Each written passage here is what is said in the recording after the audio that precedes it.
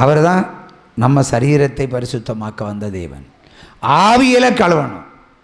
அதுதான் லேவியர் ஆகமம் 19:22, எபிரேயர் 5:1 அதன்படி தான் கழுவணும். அதான் கொம்பு கிளை வெட்டி போடு, அதிசயத்தை நான் செய்வேன், வசனத்தை செவி கொடு, அப்போ அது கிளியர் ஆகும். அடுத்த கட்டம், பொய் பேசுவதே பாவம் இல்லையா? சரி, எல்லாவற்றிலையும் தப்புனாலும் பொய் பேசுவாங்க. இப்போ பொய் பேசுனா அதுக்கும் பாவ நிவாரணம் உண்டு. பெத்தா பாவ நிவாரண பலி உண்டு. அவை தான் அப்போஸ்தலர் ஒருவர் சொல்லுவார், நீ கல்யாணம் இருக்கிறதே நல்லது, பிரசவிக்கின்றாம பிரசவிச்சதானையா பாவம், எப்பளும் வெர்ஜினாயிருன்னு சொல்லிட்டாரு. ஆனாலும் நீ வேகிறதை பார்க்கலும் விவாகம் நல்லது, நீ வந்து சாகிறத விட ஒரேடியாக கல்யாணம் பண்ணிட்டு செட்டில் ஆகிக்கோன்னு சொல்லிடுவார். ரெண்டையும் சொன்னார். எது வேண்டுமோ நீங்கள் தீர்மானித்து கொள்ளலாம் என்று சொன்னார். ஆகவே மனிதன் செய்கிற பாவங்களுக்கு தக்கதாக காணிக்கைகளையும் பலிகளையும் செலுத்தி தீர்த்தால் ஒழிய உங்கள் வீடும் பரிசுத்தமாகாது, உங்கள் இருதயம் பரிசுத்தமாகாது. பரிசுத்தமுள்ள இடத்துல ஐஸ்வர்யம் தங்கும். இல்லைன்னா சொல்லுவாங்க, எல்லாரும் சொல்லுவாங்க, பாஸ்டர் ஆடு வளர்த்தையும் செத்து போச்சு, மாடு வளர்த்தையும் செத்து போச்சு, கோழி வளர்த்த அதுவும் செத்து போகுது, என்ன வளர்த்தனால வீட்டில் ஒன்றும் நிற்கல. டேய், நாய் வளர்த்துறியா? அது மட்டும்தான் மிச்சம். அதான் ஏன் வாதை, நீ வாதையத்தான் நீ வளர்த்துற. புரியுதா? பொண்டாட்டிக்கு ஒரு பட்டு பாவாடை வாங்கி கொடுக்க மாட்டான் புருஷன். ஆனால் நாய்க்கு நல்ல சங்கிலி, இல்லை விலை மதிப்புள்ள ஒரு சங்கிலி. அதுக்கப்புறம் நாய்க்கு இப்படி வாக்கிங் பாருங்கள். நிறைய விதத்தில் பார்த்தாச்சுன்னா ஆம்பளைகளெல்லாம் ஒரு நாயை பிடிச்சி நடக்கிறாங்க. கேட்டால் நாய் கக்கூஸ் கொண்டு போகிறேன்னு. நாய் கக்கூஸ் போகும் வரைக்கும் நாய்க்கு பின்னாடியே போயிட்டு நான் படித்தவன் வரைக்கும் ஏன் பொண்டாடி கால் வலின்னா அமுக்கி விடுவியா? விட மாட்டேன். ஆனால் நாயின்னா ஐயோ சொச்சோ, வீட்டை காப்பது நாய். அப்போ நம்ம வீட்டை காப்பது அவர் அல்லவா? நாய் மேலே நம்பிக்கை வச்சிருக்க. நாயை உண்டாக்கின தேவன் மேலே இல்லை நம்பிக்கை வச்சணும். நாய் கல்லனை பிடிக்குமா? இப்போ நம்ம தேவன் பிடிக்க மாட்டாரா? இங்கே எலிசா என்ன சொல்றாரு? இஸ்ரவேல் ராஜாவுக்கு விரோதமாக யுத்தம் செய்ய சீரியா படை ரெடியாகுன்னு சொன்னான். இஸ்ரவேல் ராஜாவுக்கு தகவலை கொடுக்கிறார் தீர்க்க தரிசனம். அவன் ரெடி ஆகிட்டான், ராஜா நீ ரெடி ஆகிக்கோன்னு. அன்றைய காலத்தில் தீர்க்க தரிசனங்கள் தான் யுத்தத்துக்கு பயன்பட்டது. இன்னைக்கு குடும்ப வாழ்க்கைக்கும் குடும்ப ஆசீர்வாதங்களுக்கும் தீர்க்க தரிசனம் சுவிசேஷம். ஆனால் கேட்குறீங்க, கீழ்ப்படிய மாட்டீங்க. கீழ்ப்படியும் போது தான் வீட்டில் ஆசீர்வாதம் தங்கும். இப்போ ஒரு தலைமுறை இருக்கிறது. ஒரு மனிதன் ஒரு சொந்த வீட்டில் வாழணும், சொந்த வீட்டில் கட்டாயம் வாழணும். ஒரு சொந்த வீடை கட்டி வாழ முடியலைன்னா உங்கள்கிட்ட சாபம் இருக்குன்னு அர்த்தம். எல்லா நாளும் உழைக்கிறீங்க, எல்லா நாளும் சம்பாதிக்கிறீங்க, முடிஞ்சால் ஓய்வு நாளே சம்பாதிக்கிறேன். ஒரு வீடு கட்ட முடியலைன்னா நீ சபிக்கப்பட்டவன் அர்த்தம். அப்போ சாபத்திலிருந்து வெளியே வா, கம் அவுட். வந்தாதான் உனக்கு கர்த்தர் கிரியை செய்வார். உற்சாகமாக கையை தட்டுங்க. அவன் வீட்டில் ஆசீர்வாதம் தங்காத காரணம். இந்த ஒரு படத்தில் கமலஹாசன் சொல்லுவான், ஆத்தா ஆடு வளர்த்துனா, கோழி வளர்த்துனா, பூனை வளர்த்துனா, முயல் வளர்த்துனா, எல்லாம் வளர்த்துனேன், ஆனால் நாய் மட்டும் வளர்க்கல, அதுக்கு பதில் என்ன வளர்த்துட்டாருன்னு. ஏன்னா கமலஹாசன் கொஞ்சம் ஊமை மாதிரி இருக்கிற ஒரு டைப்பு, கொஞ்சம் ஊனம் கொஞ்சம். அது நாய்க்கு போல என்ன வளர்த்துட்டாருன்னு சொல்லிட்டாங்க.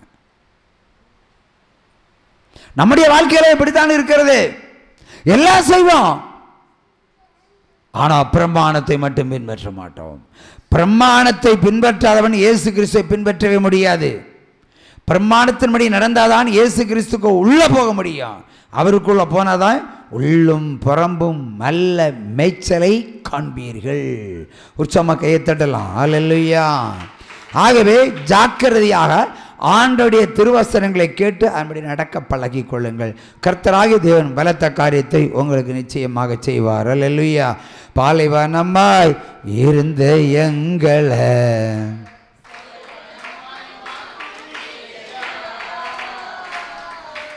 பாலைவனமாய் இருந்த எங்களை.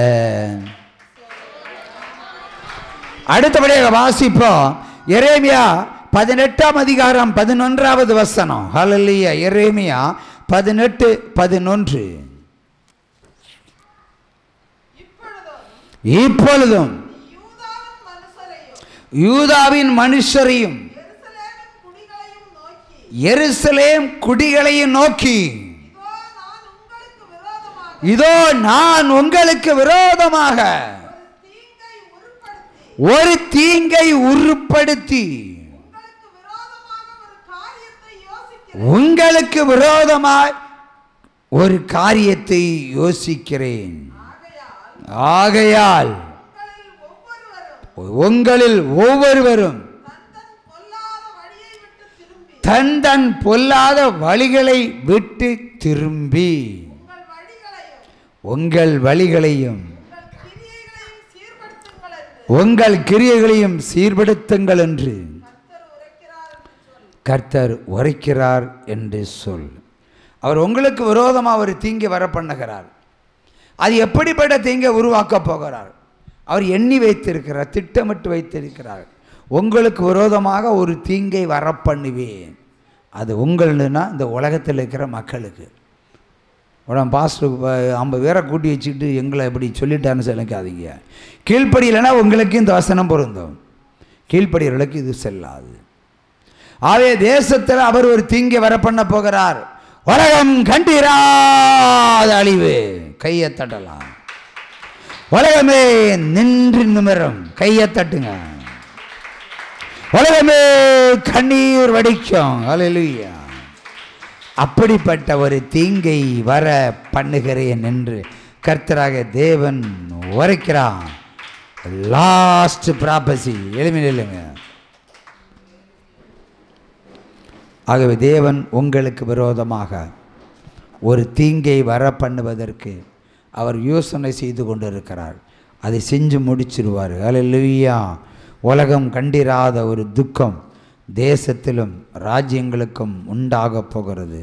சர்வ வல்லவரை தேடுகிறவர்கள் ஒரு நாளும் பின்வாங்கி போகாமல் எப்பொழுதும் அவரையே தேடி அவரையே சேவித்து அவரையே ஸ்தோத்திர பலியிட்டவரை மகிமைப்படுத்துவோம்.